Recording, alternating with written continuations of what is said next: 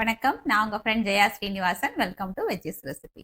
இன்னைக்கு நம்ம veggies recipe கிச்சன்ல பூண்டு யூஸ் பண்ணி பூண்டு இட்லி பொடி பண்ண போறோம். இது வந்து எல்லா டிஃபனுக்குமே ரொம்ப நல்லா இருக்கும். நம்ம பொடி தோசை, பொடி ஊத்தப்பம், தோசையில மேல தூவி சாப்பிட்டோம்னா செம்ம சூப்பரா இருக்கும். பூண்டு வந்து உடம்புக்கு ரொம்ப நல்லது. ஹார்ட் ஹெல்த்துக்கு வந்து ரொம்ப பெஸ்ட். அதே நேரம் இந்த இன்ஃபெக்ஷன் அந்த மாதிரிலாம் ஆகாம இருக்கிறதுக்கும் இந்த பூண்டு ரொம்ப ஹெல்ப் பண்ணும். கொலஸ்ட்ராலை கண்ட்ரோல் பண்றதுக்கும் ரொம்ப ஹெல்ப் பண்ணும். எல்லா டிஃபனுமே கொஞ்சம் பொடி வச்சு சாப்பிடுவோம் இல்லையா? அது பூண்டு பொடியா இருந்ததுன்னா அந்த ஹெல்த் பெனிஃபிட்ஸும் நமக்கு சேர்ந்து கிடைக்கும். ஃபர்ஸ்ட் டைம் சேனலை பார்க்குறீங்கன்னா ப்ளீஸ் சப்ஸ்கிரைப் பண்ணுங்க. பெல் ஐக்கானை கிளிக் பண்ணி ஆல் ஆப்ஷன் கொடுத்துட்டீங்கன்னா நான் போடக்கூடிய எல்லா வீடியோஸும் குவிக்காக வந்து உங்களுக்கு ரீச் ஆகும். வாங்க ஈஸியாக அந்த பூண்டு பொடி எப்படி பண்ணுறதுன்னு பார்க்கலாம். பூண்டு இட்லி பொடியை யூஸ் பண்ணி இந்த மாதிரி தட்டை இட்லி கொடுக்கலாம். இந்த மாதிரி ஃப்ரைடு இட்லி கியூப்ஸ் கொடுக்கலாம். இல்லை இட்லி சாண்ட்விச் கொடுக்கலாம். இந்த மாதிரி நிறைய வெரைட்டிஸ் நம்ம பூண்டு இட்லி பொடியை வச்சு செய்யலாம். பாருங்க, ஒரு கப்பு பூண்டு உரிச்சு வச்சிருக்கேன். அதாவது 3 பல்பு அப்படின்னு சொல்லலாம். இந்த பூண்டை என்ன பண்ணலாம், லேசாக தட்டி நம்ம ஃப்ளாட் பண்ணிக்கணும். அப்போதான் நமக்கு ஃப்ரை பண்ணுறதுக்கு ஈஸியாக இருக்கும். லேசாக பேஸ்ட் பண்ணிடக்கூடாது. ஒரு தட்டு தட்டினீங்கன்னா அந்த மாதிரி ஃப்ளாட் ஆகுது பார்த்தீங்களா? இந்த மாதிரி எல்லா பூண்டையும் நம்ம தட்டி எடுத்துக்கணும். இந்த மாதிரி சின்ன உரல் இருந்தால் பரவாயில்ல. அப்படி இல்லைன்னா நம்ம சப்பாத்தி கட்டை இருக்கு இல்லையா, அதில் கூட நம்ம தட்டிக்கலாம். லேசாக அப்படி ஒரு தடவை தட்டினா போதும். பாருங்கள், இந்த மாதிரி ஃப்ளாட் ஆகிடும். இதே மாதிரி நான் எல்லாத்தையும் தட்டி எடுத்துகிட்டு உங்களுக்கு காமிக்கிறேன். நம்ம இட்லி பொடிக்கு வறுத்துக்கலாம். ஸ்டவ்வில் ஒரு கடாய் வச்சுருக்கேன். 1/2 கப்பு உளுத்தம்பருப்பு ஆட் பண்ணிக்கலாம். இது நல்லா செவக்க வறுத்துக்கணும். ஸ்டவ் ஃப்ளேம் வந்து நான் சிம்மில் வச்சுருக்கேன். உளுத்தம்பருப்பு பாருங்கள், நல்லா செவக்க வறுத்தாச்சு. ஸ்டவ் ஆஃப் பண்ணிவிட்டு இது ஒரு பிளேட்டுக்கு மாற்றிக்கலாம். அதே கடாயில் 1 டீஸ்பூன் எண்ணெய் ஆட் பண்ணிக்கலாம். எண்ணெய் சூடானதும் ஒரு 3 கட்டி பெருங்காயம் ஆட் பண்ணிப்போம். பெருங்காயம் நல்லா பொரியிற வரைக்கும் நல்லா வறுத்துக்கலாம். பெருங்காயம் நல்லா பொரிஞ்சாச்சு. ஒரு 10 காஞ்ச மிளகாய் ஆட் பண்ணிக்கலாம். காரத்துக்கு தகுந்த மாதிரி நீங்கள் ஆட் பண்ணிக்கோங்க. மிளகாயும் நல்லா செவக்க வறுத்துக்கலாம். மிளகாய் பாருங்கள், நல்ல நிறம் மாதிரி வறுத்தாச்சு. நல்லா அப்படி உப்பி வந்திருக்கு பார்த்தீங்களா? இப்போ ஸ்டவ் ஆஃப் பண்ணிவிட்டு இதையும் நம்ம அந்த உளுத்தம்பருப்பு எடுத்துருக்கோம் பாருங்கள், அதே பிளேட்டுக்கு ட்ரான்ஸ்ஃபர் பண்ணிப்போம். 1 டீஸ்பூன் எண்ணெய் ஆட் பண்ணிக்கலாம். எண்ணெய் சூடானதும் நம்ம பூண்டு தட்டி வச்சுருக்கோம் இல்லையா, இதை ஆட் பண்ணிக்கணும்.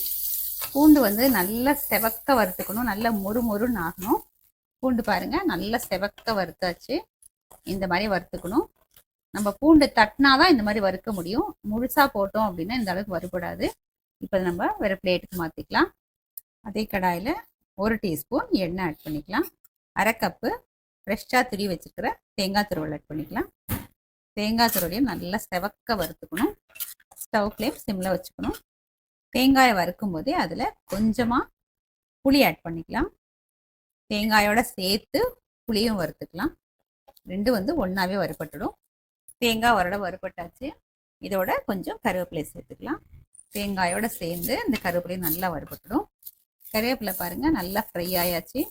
தேங்காயும் நல்லா நிறம் மாதிரி செவந்து வந்திருக்கு. புளியும் நல்லா வறுபட்டாச்சு. இப்போ ஸ்டவ் ஆஃப் பண்ணிடலாம். இப்போ இதெல்லாம் நல்லா சூடு ஆறட்டும். அதுக்கப்புறம் மிக்சியில் போட்டு அரைச்சிக்கலாம். மிக்சி ஜாரில் மிளகாய் வத்தல், பெருங்காயம், உப்பு சேர்த்துருக்கேன். ஃபஸ்ட்டு இதை நம்ம அரைச்சி எடுத்துக்கலாம். மிளகாய், உப்பு, பெருங்காயம் எல்லாமே அரைச்சாச்சு. இப்போ நம்ம வறுத்து வச்சுருக்கிற உளுத்தம்பருப்பு, பூண்டு, கருவேப்பிலை, தேங்காய் எல்லாத்தையும் சேர்த்து அரைச்சிக்கலாம். இது இப்போ லேசாக கொரப்பாக அரைச்சி எடுத்துப்போம். பாருங்கள், இந்த மாதிரி நல்லா கொரப்பாக அரைச்சி எடுத்துக்கணும். இது நல்லா சூடு ஆறுனதுக்கப்புறம் ஒரு பாட்டிலில் நம்ம ஸ்டோர் பண்ணி வச்சுக்கலாம். நம்ம பூண்டு இட்லி பொடியை யூஸ் பண்ணி குழந்தைங்களுக்கு ஃப்ரைடு பொடி இட்லி கியூப்ஸ் வந்து பண்ணி கொடுக்கலாம். இது இப்படி கொடுத்துட்டு ஒரு சின்ன ஃபோர்க்கு லஞ்ச் பாக்ஸில் வச்சிட்டோம்னா அப்படியே குத்தி சாப்பிடுவாங்க. இல்லை அப்படியே கையால் எடுத்து கூட சாப்பிடுவாங்க. இதுக்கு தொட்டுக்கிறதுக்கு நம்ம எதுவும் கொடுக்கணும்னு அவசியம் கிடையாது. இந்த பூண்டு பொடி இட்லியே போதும். இல்லை அப்படின்னா இந்த மாதிரி சாண்ட்விச் மாதிரியும் நம்ம கொடுக்கலாம்.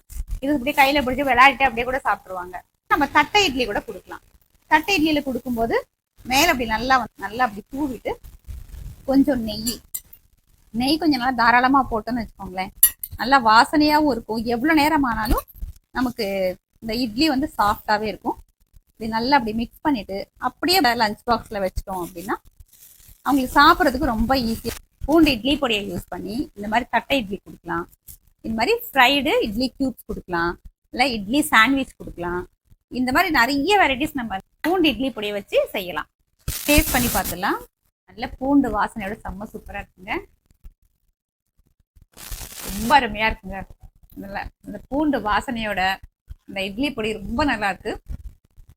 லஞ்ச் பாக்ஸ்க்கெல்லாம் குழந்தைங்களுக்கு கொடுத்தீங்க அப்படின்னா ஒன்று கூட மிச்சம் வைக்காம ஃபுல்லாக சாப்பிட்டுட்டு வந்துடுவாங்க.